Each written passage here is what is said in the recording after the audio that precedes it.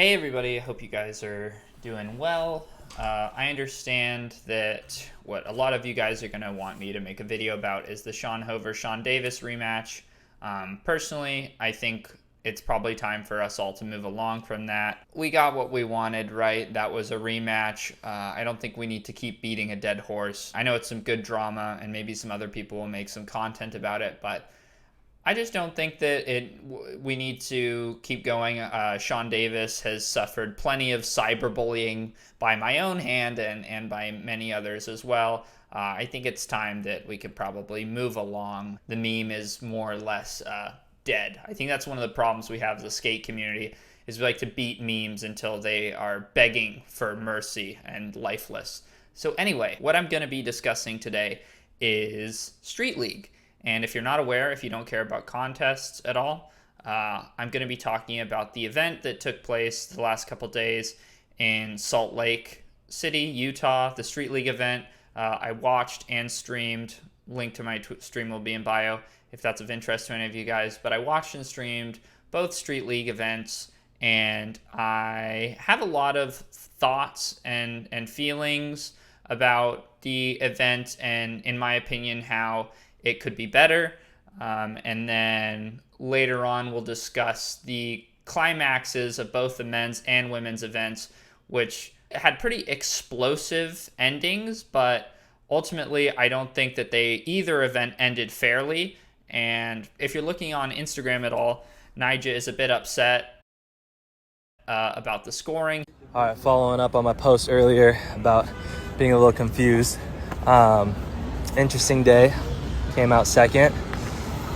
Definitely some interesting judging there at the end.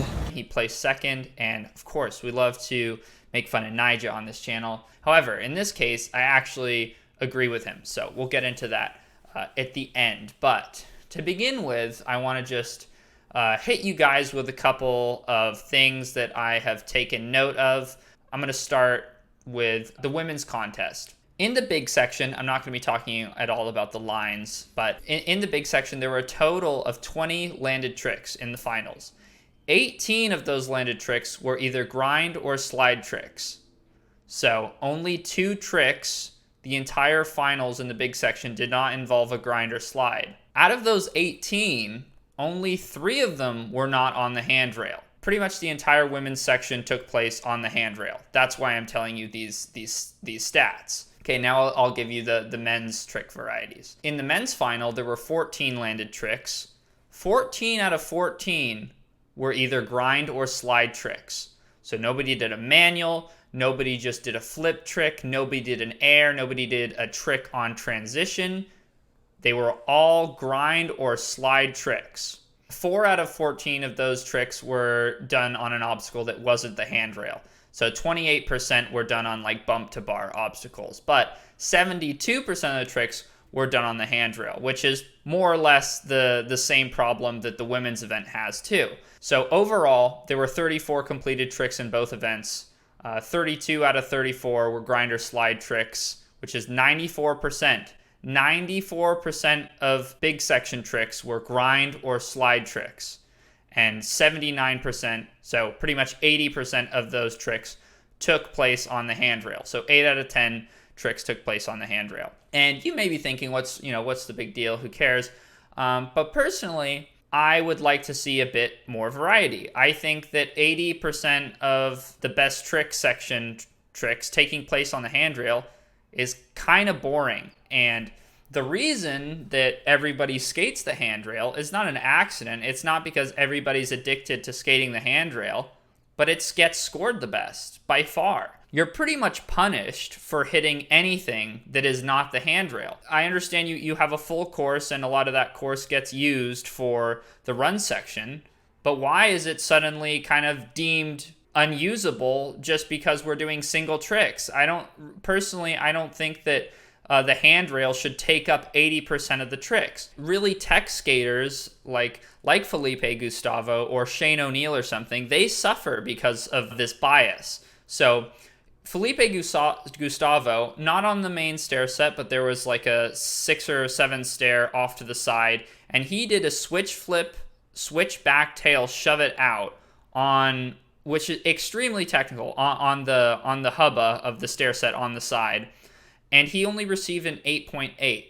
So basically, tricks that take place on the big stair set in the main section are scored significantly higher. If he had done that on the main section, it would have been like a fucking 9.8 or a 9.9. Here's my theory on why that is. Street League, the whole formula, the whole format of it is designed to be exciting as possible, and both the men's and the women's events ended in this kind of explosive finale. And I don't think that's a coincidence. I think it was just sort of the plan.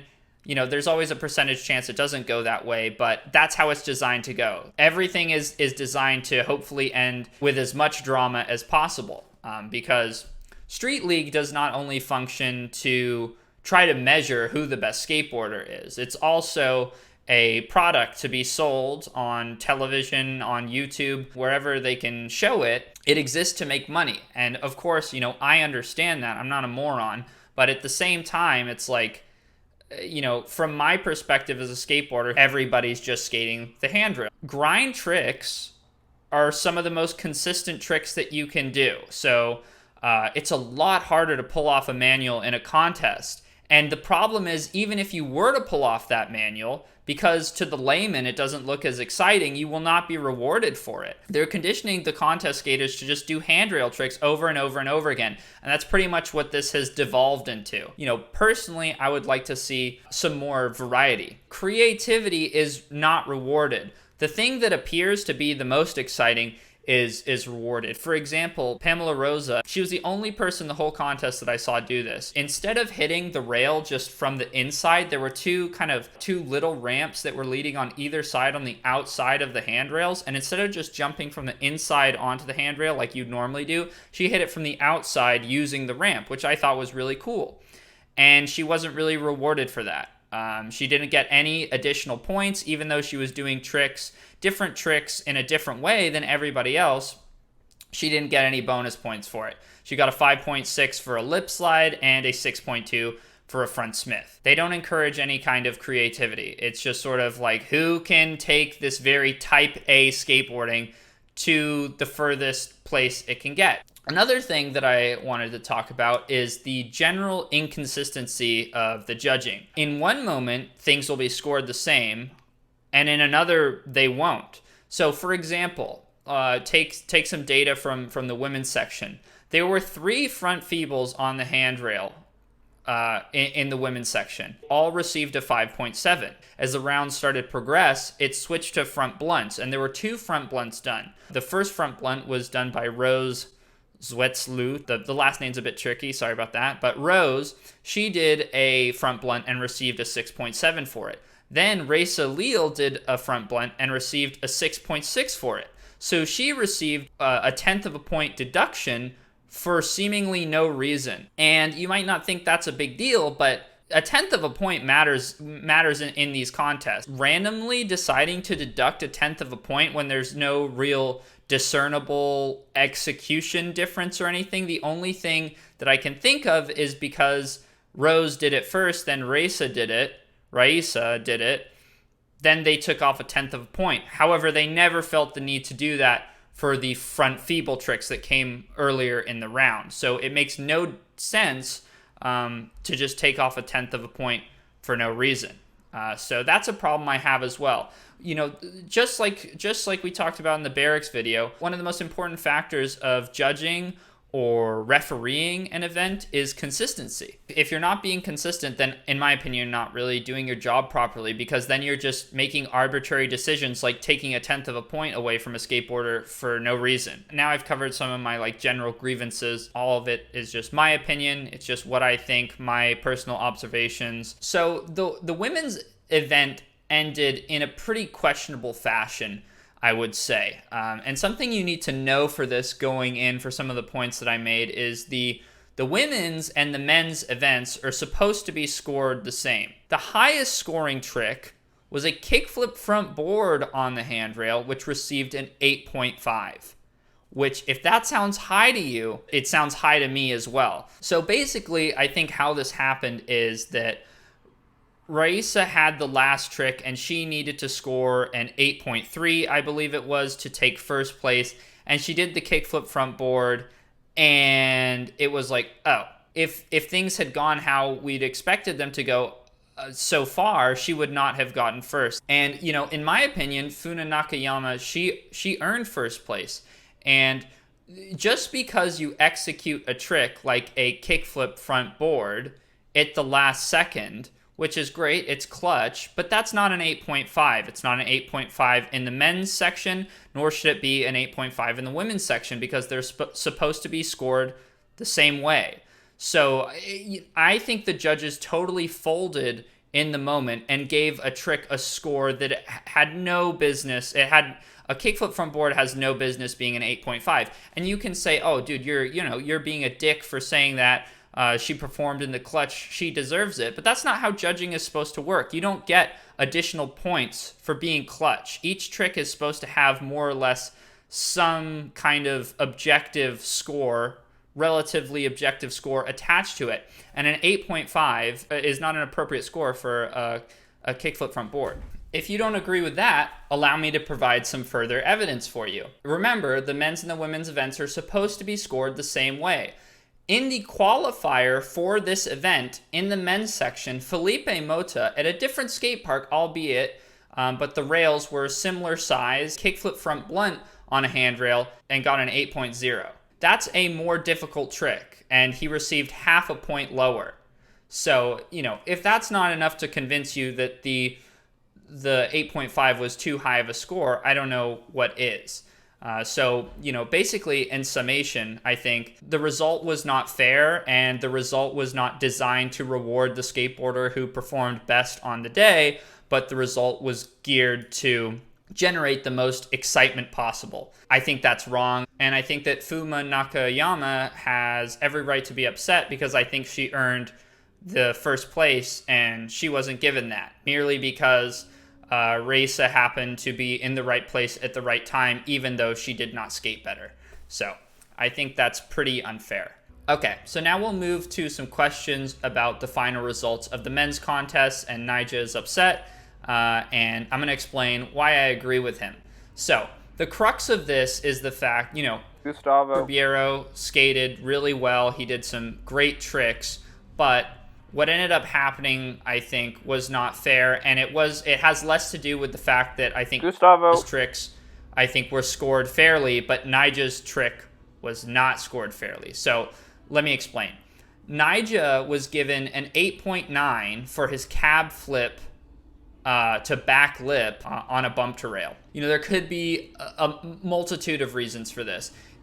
Like I said, it probably has something to do with the fact that he decided to skate something besides the handrail, and so he was docked points for that. When I was watching it, after I saw the cab flip back lip, I was like, oh wow, this is going to be a really good score. And he thought it was going to be a good score too. And then it popped up as less than a 9, an 8.9, which was very, very weird, because a cab flip back lip is a really technical trick. So what I decided to do is Google Nyjah cab flip back lip and see another time that he was scored for that trick. So, you know, I noticed in 2012, it's a long time ago, I'm aware of that, and scores change, that's fine. But in 2012, he did this trick on a very similar obstacle. He did it on an A-frame bump to rail, and he got a 9.8. 0.9, almost an entire point, 0.9 points higher than he was given for doing the trick yesterday. I understand that was a long time ago, which kind of makes this information questionable. So I decided to do something else, which is that I took a look to see if there are any repeated tricks from that contest and the contest yesterday, which is that also in 2012, Peter Ramondetta did a front blunt down the main obstacle at that contest, which was the hubba. This hubba was huge, mind you, much bigger than the main attraction at the Salt Lake City contest, which is the handrail. And Peter Ramondetta got a 6.5 for that front blunt. Now, if you compare it to Raisa did a front blunt on the smaller handrail yesterday, she received a 6.6. So she received 0.1 points more than Peter Ramondetta did in 2012 for the same trick on a much larger obstacle. How does it make sense that Nyjah was deducted pretty much a full point when they're giving out more points for the same tricks? It doesn't really add up. Who knows what would have happened if Nyjah had gotten a more fair score? I think that cab flip, back lip should at least be a 9.2 or a 9.3 at the very least. And you never know how that would have affected the contest, or how that would affect Gustavo Ribeiro's psyche when he was skating. Or is it? It's Gustavo. Fucking hell. It's Gustavo Ribeiro's psyche when he was skating. But I don't think that it was fair. So, to summarize, kind of go over some of my grievances, I think that there needs to be more of an incentive to do some different tricks. You know what? If they don't change anything, that's fine. I'm probably still going to watch, but I think the contest would be more fun if creativity was awarded. A sugarcane grind, in my opinion, should get more than an 8.5. Like, Kelvin Hoffler's back was practically breaking in half doing that trick, and it's a technical trick without flipping your board, which is pretty difficult to do. That's why Yuto scores so well, because he does these strange nollie slide variations that nobody else can do. So in the same way, I think Kelvin Hoffler should get more than an 8.5 for a sugarcane grind. That sugarcane grind at least has to be able to score better than a kickflip front board slide. The contest was a bit of a mess. I definitely think the judges could have done a better job. This is just my take. Do with that what you will. But anyway, thanks for watching, guys. I'm uploading weekly videos on Patreon as well, and listen, I know some people were upset in the comments that I made a Patreon. They were really pissed. But listen, if this helps at all with you, the videos that I put on there, I can't put on YouTube anyway, because primarily they're going to be part reviews and they have copyrighted music. So the only way I can do content like that, which I want to do and have it be worth my time, is to host them privately. Either the video will get deleted or the profits will just go to some record label. Anyway, that's going to be it. Thanks for watching, guys, and I'll see you in the next video.